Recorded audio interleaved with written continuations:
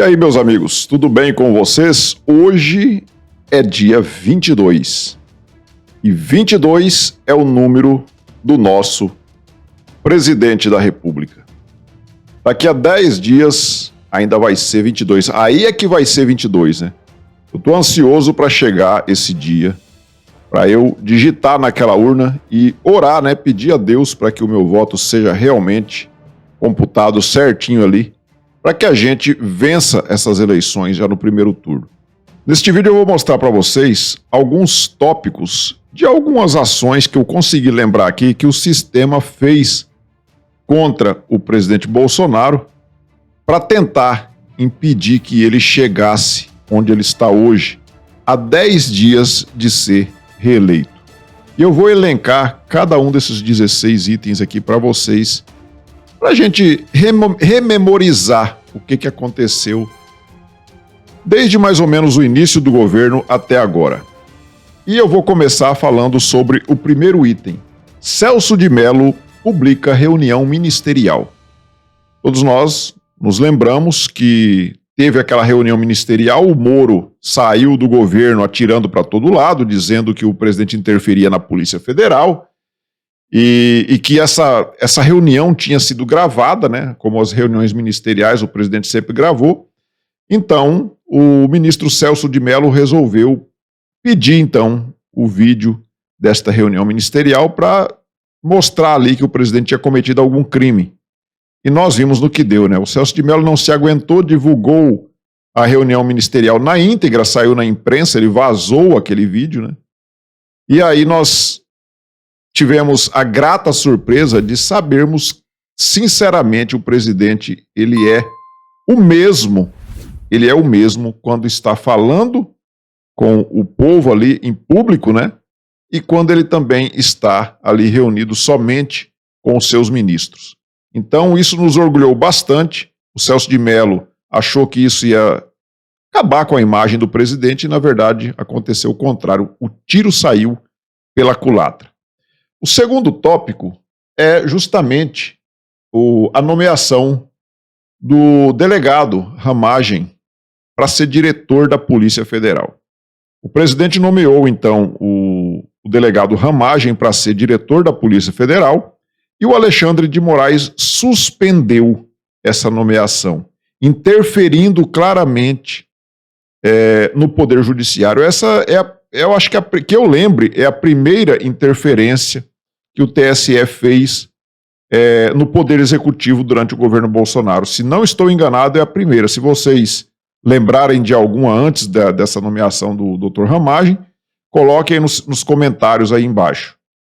O terceiro tópico é o voto auditável, onde o Barroso ele foi para dentro do Congresso ameaçando os parlamentares.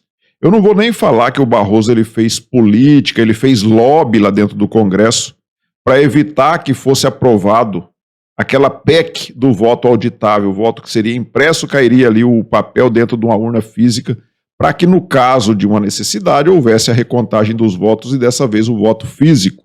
O Barroso então foi para dentro do Congresso e ele sabe, como nós também sabemos, né, que muitos parlamentares, deputados e senadores respondem processos lá no STF. E aí o que aconteceu? Não conseguimos, então, a aprovação da PEC do voto auditável.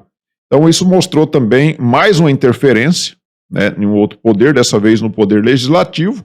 O Barroso, então, ameaçando. Isso é, no mínimo, uma chantagem, né, que o Barroso fez com os parlamentares para que essa PEC não fosse aprovada. O quarto tópico que eu listei aqui foi a prisão do Daniel Silveira, que foi preso por um vídeo e condenado a 8 anos de prisão. Nós vimos aquele vídeo que o Daniel Silveira fez, não somos obrigados a concordar com o que o Daniel Silveira falou ali, ou pelo menos da forma como ele falou, né? Não podemos concordar, não somos obrigados a concordar, aliás, mas daí a ele ser condenado à prisão, por 8 anos de prisão, porque ele fez aquele vídeo, ele ser preso igual ele foi, do jeito que a forma que o Daniel Silveira foi tratado, né? A perseguição até à sua esposa, que é advogada dele. bloquearam até as contas da esposa do Daniel Silveira. Então fizeram uma perseguição implacável ao Daniel Silveira. Todos nós sabemos, não preciso ficar falando aqui o que aconteceu. O outro tópico que eu listei aqui, a perseguição ao Alan dos Santos e a Bárbara, do Te Atualizei.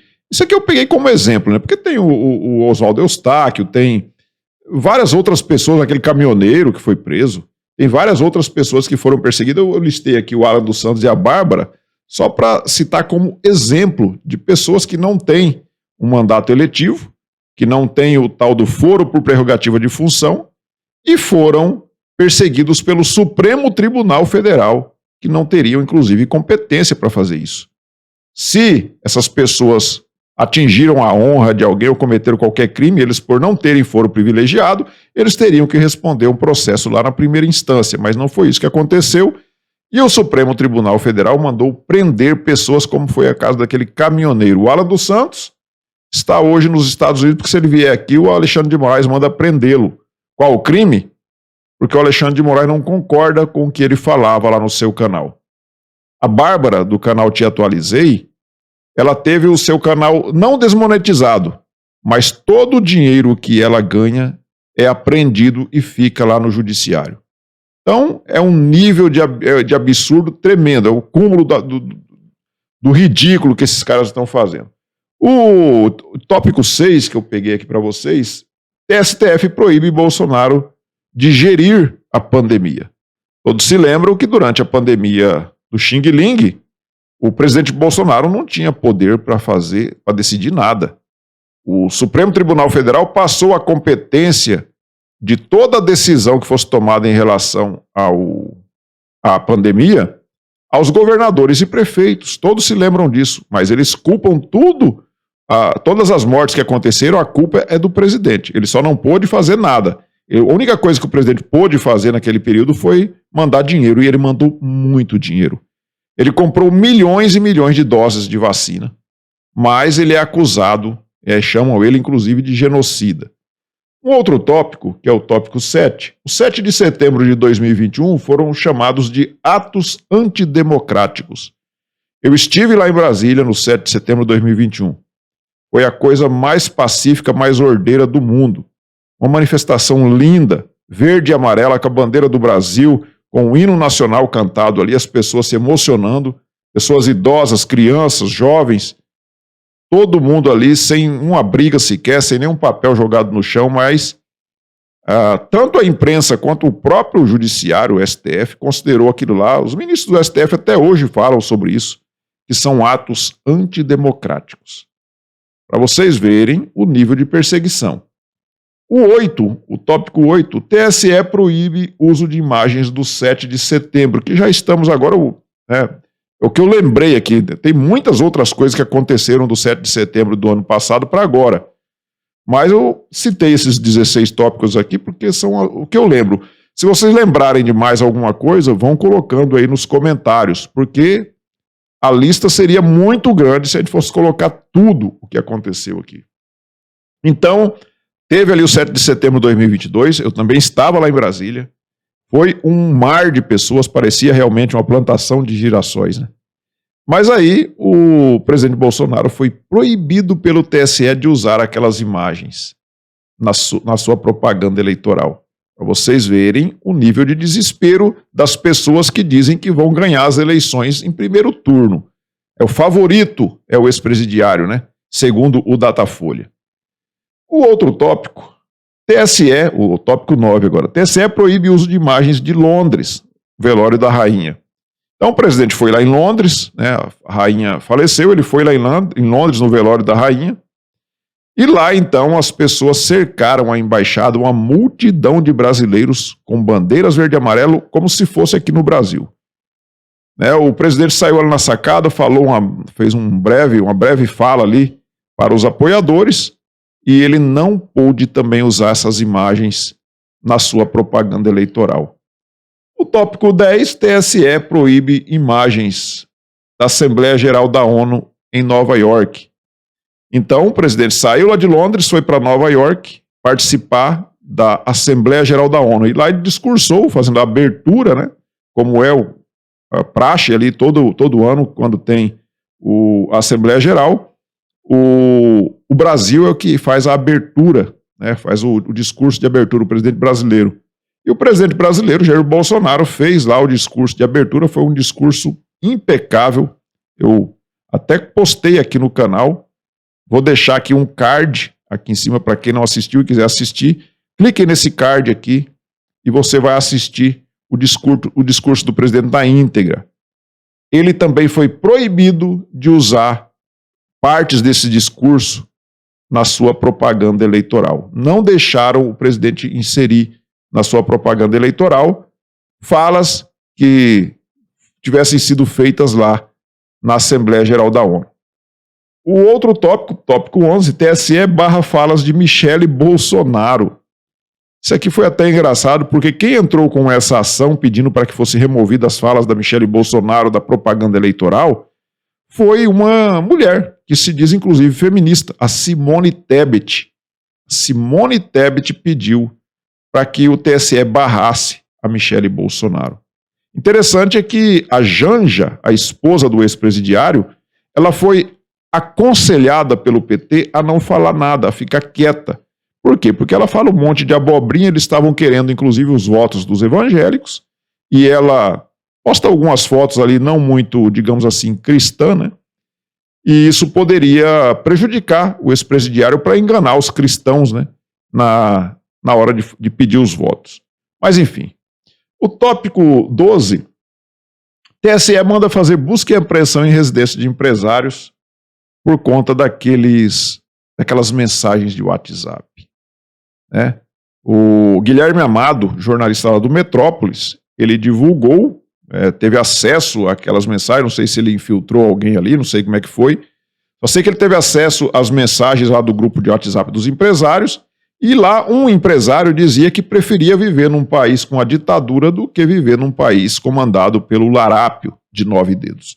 Uma coisa que eu também prefiro, porque acho que não tem nada pior do que um país comandado por essa quadrilha que nós já vimos do que são capazes, e agora eles estão com sangue nos olhos para se vingar de um país que acabou colocando ele na cadeia, né? Ele e a sua trupe. Então, fizeram esse absurdo de fazer busca e apreensão nas casas dos empresários. O Luciano Hang, lá da Havan, teve as suas redes sociais, até hoje estão bloqueadas, bloquearam as contas bancárias desses empresários. Para vocês verem até onde eles chegaram. Nós temos que lembrar isso aqui. TSE, o 13, né? TSE proíbe Bolsonaro de ligar PT ao PCC. Então, o presidente Bolsonaro estava colocando na sua propaganda eleitoral, inclusive fatos, matérias jornalísticas, né? A TV Record, por exemplo, tem uma grande matéria falando sobre isso, mostrando aquele áudio que foi uns presidiários que foram grampeados, onde eles diziam que agora a situação não estava muito fácil e que na época do PT tinha-se diálogos cabulosos com o PT. Depois o Marcos Valério também fez uma delação falando da ligação íntima entre PT e PCC. Mas o presidente Jair Bolsonaro foi proibido de falar sobre isso.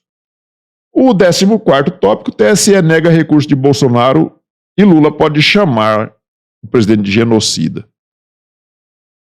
Ao mesmo tempo que eles não permitiram que o presidente falasse que o PT e o PCC têm ligações íntimas, o presidente recorreu porque o ex-presidiário chama o presidente de genocida, ou seja, atribui a ele um crime gravíssimo, como é o caso do genocídio, e o TSE negou esse recurso ao presidente e deu o direito ao ex-presidiário de chamar o presidente de genocida. E ele chama de genocida, de miliciano e tudo mais. Um ladrão chamando o presidente de genocida e miliciano. O 15º e penúltimo tópico que eu coloquei aqui, TSE derruba decretos que flexibilizavam a aquisição de armas. Nós vimos agora essa semana. Né? Semana passada, eu acho que o Fachin derrubou partes dos decretos de flexibilização de armas e aquisição de armas e munições. E isso interferindo mais uma vez no Poder Executivo. Depois teve lá a votação em plenário, ficou 9-2, os dois únicos ministros que votaram contra a derrubada dos decretos foram o Cássio Nunes Marques e o Mendonça, ambos nomeados pelo presidente da República. Mas, mais uma vez, um petista, o Fachin, não esconde de ninguém, né? Ele tem lá imagens dele, lá em 2010, pedindo votos para Dilma. Ele é um petista.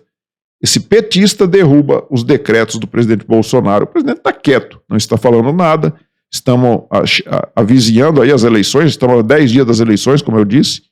Então o presidente realmente tem que ficar quieto e depois que ele for reeleito, ele voltar à carga sobre este assunto, e eu acho que ele vai fazer cumprir as vontades do executivo e fazer com que essas pessoas que estão jogando fora das 4 linhas da Constituição, como é principalmente o caso do Alexandre de Moraes, do Fachin, do Barroso, que eles voltem para dentro das 4 linhas.